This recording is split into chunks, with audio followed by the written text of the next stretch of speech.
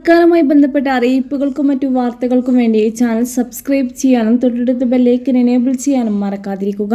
WhatsApp നിരോധിക്കണമെന്നാവശ്യപ്പെട്ട് സമർപ്പിച്ച പൊതുതാൽപര്യ ഹർജി തള്ളി സുപ്രീം കോടതി.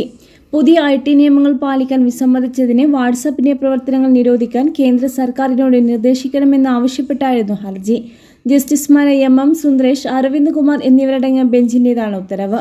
സർക്കാർ പുറപ്പെടുവിച്ച ഉത്തരവുകൾ പാലിക്കുന്നില്ലെങ്കിൽ വാട്സ്ആപ്പ് നിരോധിക്കാൻ കേന്ദ്ര സർക്കാരിനോട് നിർദ്ദേശിക്കണമെന്നാവശ്യപ്പെട്ട് ഹർജിക്കാരനായ KG ഓമനക്കുട്ടൻ നേരത്തെ കേരള ഹൈക്കോടതിയെ സമീപിച്ചിരുന്നു.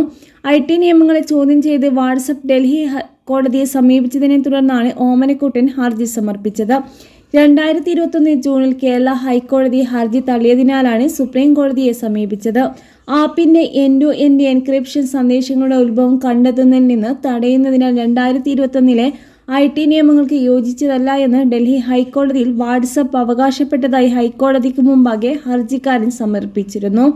എന്നിരുന്നാലും ചില പ്രത്യേക സാഹചര്യങ്ങളിൽ ഉപയോക്താക്കൾ അയക്കുന്ന